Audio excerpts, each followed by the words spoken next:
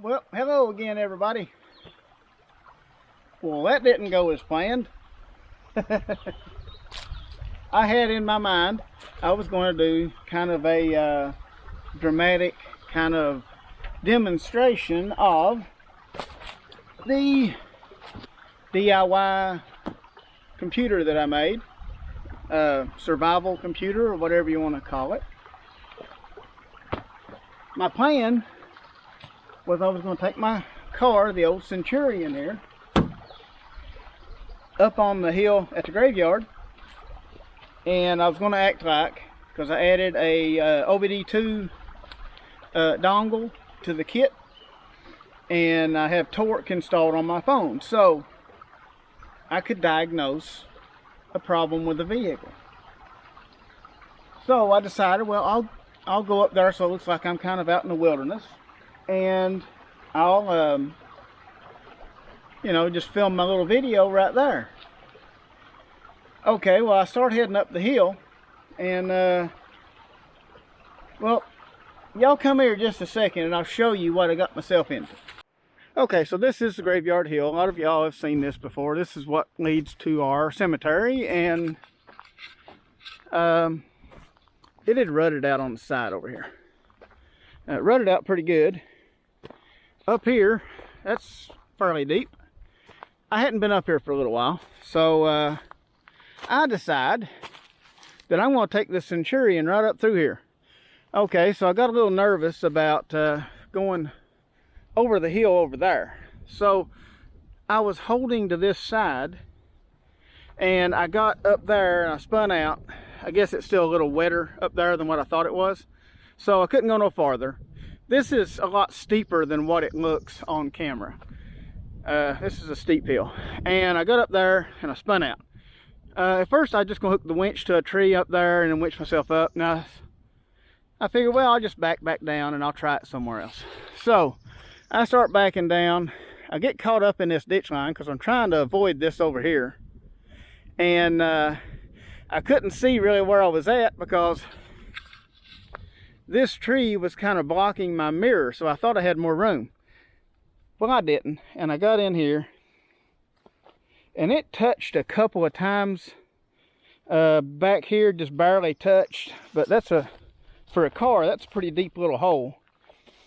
It barely touched. It didn't really hurt anything, so I've got plenty of ground clearance, but it would not come out, or if I would have probably just gassed on it and kept on going, it might have, but I was afraid that since it went that deep that I would catch something important. So I got to use my winch. I ran the winch line to that tree right there, wrapped around that tree, and I sat down and just winched myself out, and that little winch worked flawlessly. It just lifted the Centurion right up and put it right back on track. Got it pulled up enough where I could get away from the ditch, and unhooked, and well, the rest is well, sitting down there. Okay, so my idea was I was going to pretend to break down in this car, and then I was going to pull out my computer, my homemade computer, and I was going to diagnose what was wrong with the car. And then since that other old junk car is sitting there, I was going to go to it, and I was going to like get the part off of it and get back on the road. You know, kind of a dramatization of it and all that. Yeah, it didn't turn out like that, and I think now I'm just going to make the video, just going to show you the computer, and we'll call it good. Because well, I also have some new air-conditioned pants now, so yeah, that's always really nice. Anyway, yeah, let me get this computer out, and I'll just show you what all I've done to it and what all I've added.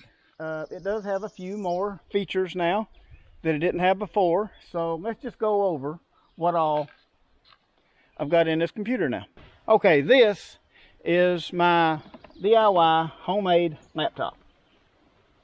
and it is ruggedized and EMP proof because it does have aluminum foil or aluminum tape all around the entire thing. And this computer uses my cell phone and DeX. All right, let me turn everything on here and plug in my cell phone into it.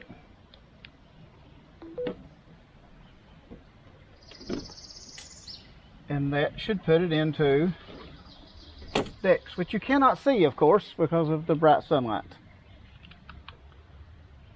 You know, I didn't think about that until now, but okay, it is on, and you have, okay, we have a Bluetooth keyboard right here, and we have our cell phone running DeX on the screen. I don't know if you will be able to see that screen, but it is lit up, and it is not super bright out. The sun is out pretty good, so of course it's hard to see that, but let me bring you in closer here and show you what all we have. Okay, so some of y'all have already seen most of this.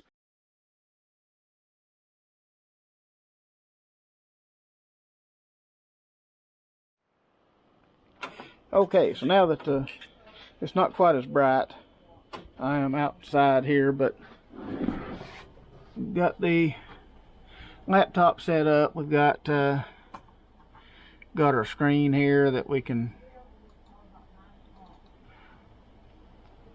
pull up the Kiwix stuff, which works really well. I've got pretty much all of Wikipedia in here, several other websites, ready.gov, iFixit, all kinds of stuff.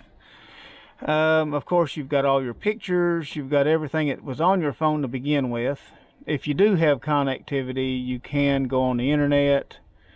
There's really nothing changed from the last video as far as the computer itself goes, but one thing that is now usable with the dongle for the OBD2, there is the app that I use. Restart it. Okay, there it is in full screen.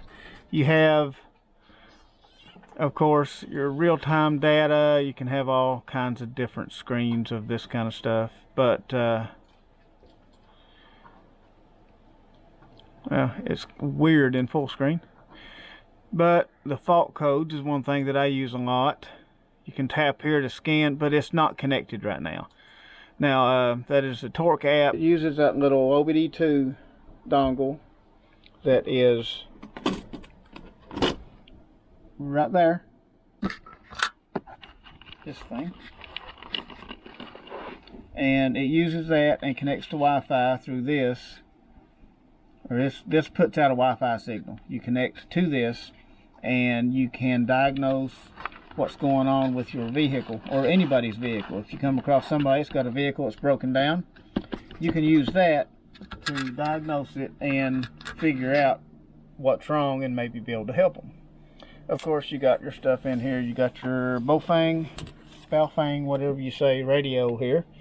And this is basically a ham radio. It has, you can program any channel you want to in here within a certain frequency range. And you can actually talk with this. You can talk to these two radios as well. Of course, these are just those two little cheap radios from Walmart. They would work, and you could have 3 people, one person with the base station and with that one, and 2 people out in the field with these, and that would allow you to have communication between all those people. Now, okay, you may notice there is another device here. This is a buck converter that will take your power that you put in. It's got 12.6 volts in right now, and that is with running everything. Its battery, I still have not charged this battery. I don't know when I'm gonna have to charge it. I'm gonna wait till it gets down to like 12 volts and charge it back up. but it's at 12.6 right now. But in order to change the voltage out, okay, in order to change the voltage out, you have to be on this first screen. You see the little dot there, and you push this. It's also a button. Push it again, and you can see it has on the 9, it has a it's highlighted, and I can change that. 12, 13. Okay, so what that is, when I turn the power on here, it shows the output voltage, and you can adjust this. It doesn't just go up by volts. You can move the cursor over, and you can go hundreds of volts, or however precise that you want to get it. Now this also, let's put it on 9 volts, and wait till the little light goes off. Now I can go through, and this is a graph that shows you your voltage. You can see it just dropped down because I just turned it off. Now turn it back on, and it goes back up. It also graphs the amperage. So if you have something hooked to these two terminals, this is a positive and this is a negative that comes out of that little power supply, and you can adjust to whatever voltage that you want, and you can hook your wires to here to power whatever up to, I think it's good for up to 5 amps. One thing that this will do though is turn it off, or turn it off and go back. One thing that this will do, now you know we have a 12-volt battery in there, but you can see our output is at 8 right now, 8.4, 9. Okay, I can go all the way to 36 volts. Now of course your amperage is going to drop, your volts go up, your amperage drops. But as far as using that, you can see it's graphed at 36 volts now. As far as using that, it would work for, like, let's say you have a battery that takes a certain voltage. You can adjust this to whatever voltage you want, and you can charge your batteries up. Okay, I am going to take this back down to about 9 volts and turn it off. Okay, so that is the little power supply, which of course is hooked to these two terminals. Now up here, these two terminals, these go to basically to this switch, which is where you can hook the solar panel, and you can hook any solar panel that you want as long as you have a charge controller in right here, and that will charge your battery backup. Now these 4 do not have anything on them yet, but these are for use of whatever I wanted to do. If I'm doing some experimentation or something and I need to wire something up, I have the ability to do that right here. So it just gives more capabilities. And as you know, we got the cigarette lighter plug, the 2 USB plugs, the little Bluetooth keyboard, and the mouse. Now one more thing that I showed in the other video, but just in case you didn't watch that one, we have a power inverter, and yes, I know it's sideways. It's the way that it dried, so that's the way I'm leaving it, because I'm not going to change it. It's fine. But anyway, this will power anything up to 400 watts at 110 volts. So you have the ability to use that to run whatever appliances that you can run off of it. Could be about anything, or you know, any smaller appliance that would pull less than 400 watts. That's about the biggest inverter I wanted to put on that battery, because the battery itself is actually a lithium battery. It's a pretty good size battery, 16 amp hour. It's great for this. Like I said, I have not charged this battery yet, and I'd have to look at the date of the other video that I made. It's been like probably 3 weeks. I haven't been using this every day, but I've used it a lot, and the battery is still, just like I said, at 12.79 volts. And yeah, I could probably turn this off and conserve a little bit more. 12.79, that doesn't really draw that much. It's just an LED right here. But anyway, yeah, that is my little laptop, homemade laptop. Okay, I think I'm calling this the Final Reckoning laptop. I don't know, that's probably not a very good name, but that's what I come up with for it, and it might kind of fit it. Anyway, yeah. Okay, so that is my homemade laptop. Very ruggedized. Should be pretty safe for most in most conditions, because it's pretty well protected, and it's very useful. I have been actually doing a lot of writing on it, and it makes it pretty nice because you can take the keyboard off and you can have this sitting up on your desk, hold the keyboard in your lap, and just sit there and type, and it works fairly well. But anyway, yeah, I guess that's it.